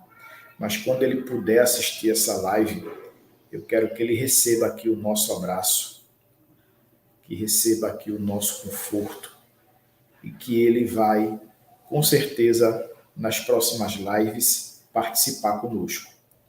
Então, as pessoas que conhecem, que conviveram com o professor Silvino Neto, vamos compartilhar aqui um abraço afetivo, virtual, já que a gente não pode dar esse abraço nele fisicamente. Vamos aqui dar um abraço afetivo, virtual, e transmitir energias positivas para que ele logo, logo tenha alta e possa compartilhar conosco um momento como esse. Então, é em nome de Silvino Neto que eu parabenizo todos aqueles que nos anos 80 trilharam esse caminho, abrindo as portas para hoje estarmos aqui falando sobre esse tema. E aí agradecer à Escola de Conselhos, professor Humberto, professor Anderson, presidente Gláucia. Agradecer esse momento. Eu pretendo acompanhar muito mais o processo de Recife, de Olinda, mas Recife como observador e Olinda como profissional. E espero que seja tranquilo, que não tenha surpresas, que não tenham desencontros, que a população compareça. Eu já fui vítima de um processo, sabe, Glaucia? O primeiro processo que eu disputei foi cancelado no dia. Então, foi uma experiência que eu não quero para ninguém. Então, que tenha segurança, que tenha estabilidade para os candidatos, que as disputas sejam apenas no campo das ideias e não no acirramento de ânimos. E que depois disso possamos avaliar os passos seguintes. E aí, vou me despedir já e desejar um abraço a todos e todas e todos. Muito obrigado, professor Geraldo, pelas palavras, né, e também por essa referência ao nosso professor Silvino no final, que ele logo esteja com a gente novamente nas nossas lives, nas conversas, nos cafezinhos. E eu vou passar a palavra para o professor Humberto e para a Glaucia rapidamente para fazer essa fala de despedida, e aí a gente encerra a nossa live. O professor Geraldo já fez a despedida dele, então, professor Humberto, passo a palavra para você. É isso, né? Para a gente o futuro é agora, né? Penso que a gente precisa construir, né, mecanismo de mobilização intensa, né? E, né, eu penso assim, que hoje, né, a gente tem que pensar, acho que eu falo bem do ponto de vista institucional mesmo, né, de como vai ser essa formação a partir do dia 2, Glaucia? Já está em conversa com a presidenta Glaucia Sédica vai estar com a escola de conselhos, para a gente já fazer a grande proposta de formação oficial do Estado. Então, o Geraldo de professor Anderson, né, já está nessa luta mesmo, né, de a gente organizar esse grande processo de formação. O Conselho Estadual já está com a gente, pensando, né, presidenta, já dialogando, já pedindo diagnóstico, proposta, né, como é que vai ser, e eu acho que é isso, né, pensar na formação, que é a parte que nos cabe, para uma formação que transforme, que fortaleça, né, fortaleça a pessoa, né, conselheiro, conselheira, mas fortaleça também a rede, né, fortalecendo a pessoa, a gente fortalece a rede. E como o Geraldo, né, trouxe a questão que a gente ia terminar com ela, e Geraldo acabou adiantando, né, mas assim, com toda a permissão do mundo, afinal de contas, né, tem acompanhado de perto, assim como a presidenta também tem acompanhado, se esforçado, inclusive, para... Eu penso que o Silvino vai estar conosco, sim, tomando o cafezinho que ele deve a Glaucia, inclusive. Eu não esqueço de... Eu acho que eu também, esse café eu vou participar também. Anderson, né, e eu acho que Bernadette, que está aqui, vai querer também participar. Olha, Glaucia, eu sei que a dívida é com você, mas eu acho que a gente vai ter que fazer um grande café no Sédica, né? Faço questão de contribuir, né? Para quando o professor Silvino se recuperar, a gente, né, chamar o professor, dizer assim, vamos para o Conselho Estadual, porque tem a presidenta, Bernadette, a Alana, todo mundo lá está querendo tomar cafezinho com o senhor. Eu vou chamar todo mundo da escola de conselho, quer dizer, todo mundo vai estar mesmo, né? E a gente vai fazer aquela grande festa, porque a luta, ela só tem sentido quando ela tem afeto, quando a gente tem respeito, quando a gente tem esse carinho pela pessoa humana. Então, não há luta, para mim, né, se a gente não tem afeto, se a gente não tem esse respeito cuidadoso, né, que a gente tem que ter com as pessoas, né? Obrigado, Anderson, parabéns pela condução, professor. Gratidão, professor Geraldo, professor e presidenta Glaucia, muito agradecida à senhora e toda a sua equipe que está aqui também, Bernadette, Alana, professores e professoras da Escola de Conselhos aqui também participando, pessoas de todas as regiões do estado, e, né, eu também quero fazer um agradecimento especial ao Mário, que pensou toda essa lógica, né, tecnológica e de mobilização social. Gratidão também ao Mário por isso. Passo a palavra, professor Anderson. Por favor, Glaucia, fique muito à vontade para fazer suas considerações finais. Eu pensando aqui, ouvindo vocês todos, né, principalmente nas considerações finais, eu sou uma pessoa hiper emotiva, assim. E me veio na cabeça o seguinte, como que, no momento que eu cheguei ao SED, que eu estava pedindo assim, Deus, me dê um motivo a mais para estar em Recife, né? Porque você sair da sua casa tá a 720 quilômetros de casa, morrendo de saudade, assim, tem mais de um mês que eu não piso o pé lá, tem que ter um grande motivo. Aí tudo foi muito acontecendo, né? Fui indicada ao conselho, aí teve a posse, aí avançou, aí presidência, eita! Mas, assim, eu posso dizer que o dia que me situou e botou meu pé no chão foi no aniversário do ECA, de 33 anos, que a gente fez um evento e estavam lá, né? Graças à articulação da equipe do SEDECA, Helena e Silvino. E aí eu fiquei... Gente, eu estou aqui observando as pessoas que eu lia, que eu assistia documentário, que eu ouvia falar, e eles foram tão generosos naquele dia comigo que eu não vou esquecer nunca. Pareciam que estavam, assim, dando uma bênção, sabe? Quem estava lá no dia do evento sentiu um pouco isso. Eu acho que Mário estava lá. Mário, ele acompanhou isso. Eu fiquei, assim, trêmula, sabe? Porque Dona Helena mesmo falou, tem que fazer isso, isso e isso, e a gente tem que construir junto, e a criança, a adolescente, e ela sempre fala que se cumpra um ECA na íntegra, né? E aí ela faz essa fala e fala, vira para mim e faz. E a responsabilidade sua, Glaucia, a gente está acreditando em você. Eu digo, gente, é um colegiado, né?